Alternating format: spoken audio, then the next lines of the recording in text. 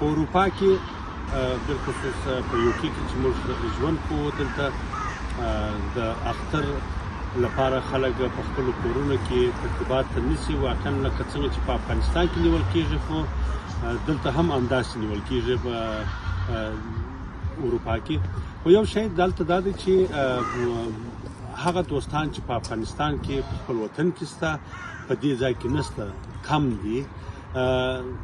ګاونډي هېوادونو لکه پاکستان و ایران و دغه سیمو خلک به دلته وي، خو تر اوسه پورې موږ ته دا نه ده معلومه چې دا خلک د افغانستان د خلکو په ډول دود یا کلتور لري که نه لري.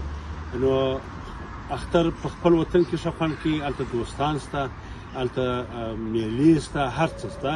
خو دلته اختر تر ډېره چې زه فکر کوم یوه ورځ دی چې هغه یوه ورځ کې به دا دوستانو د ملګرو کره رفت آمد سره کوي، وروسته له هغه څخه بیرته خپلو کارونو ته ځي او خپل کارونه او مکاتب شروع کېږي، خپلو درسو ته ځي، خپلو کارونو ته ځي.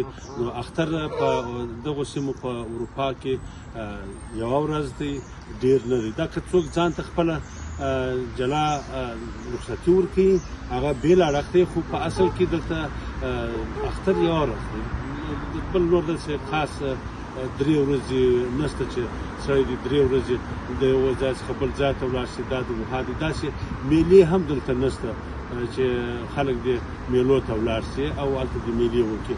په خپلو دوستانو په منځ کې که یو څو کور یا یو څو 2 کوره 3 کوره سره یو ځای شو، یو خوا ته ولاړه، یو پارک ته میله وایسته، جلا خبره ده. خو داسې عام طور لکه په افغانستان کې شته دلته نشته.